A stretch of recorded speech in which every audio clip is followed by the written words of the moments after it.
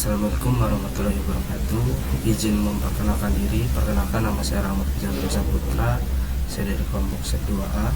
Di sini saya ingin menjelaskan tentang rangkaian kombinasi logika menggunakan Proteus, di mana di sini itu terdapat 4 inputan, yaitu logic state, 4 logic state.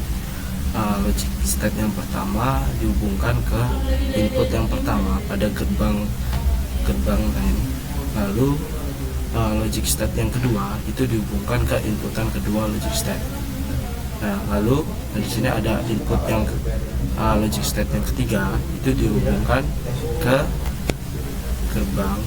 gerbang lain yang kedua. Nah, input yang kedua logic state yang kedua ini dihubungkan ke input satu pada gerbang lain yang kedua. Lalu input logic state ini dihubungkan ke input pada NAND, gerbang logika NAND. Lalu input logic state keempat itu dihubungkan ke inputan gerbang NAND. Lalu ini kan NAND ini outputnya itu bernilai 1. Nah, outputnya ini dihubungkan ke gerbang OR, input gerbang OR, dan output dari gerbang NAND yang kedua ini bernilai 1 dihubungkan ke inputan gerbang OR. Nah, lalu di output gerbang NAND yang kedua ini bernilai 1, nah dihubungkan ke input gerbang N, dan output dari gerbang NAND yang ketiga itu dihubungkan ke input pada gerbang NAND, gerbang N.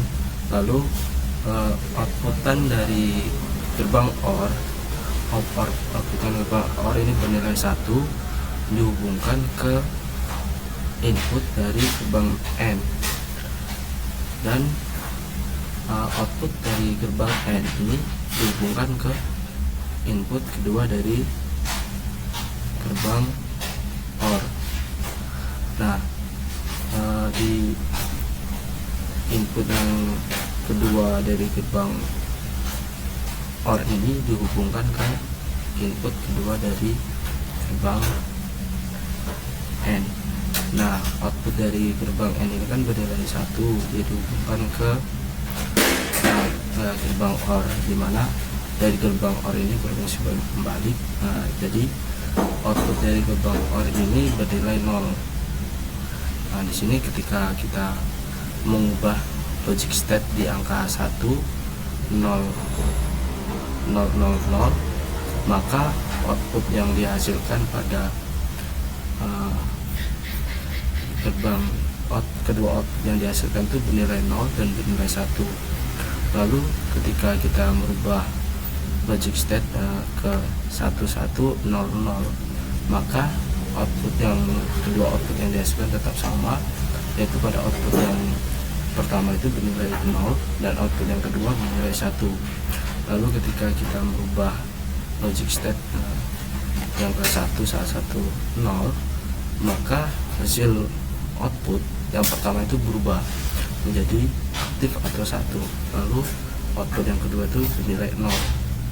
Lalu ketika kita merubah ke 1, 1, 1, 1, maka hasil output yang didapat yang output yang pertama ini bernilai 0 dan output yang kedua bernilai 1 atau aktif.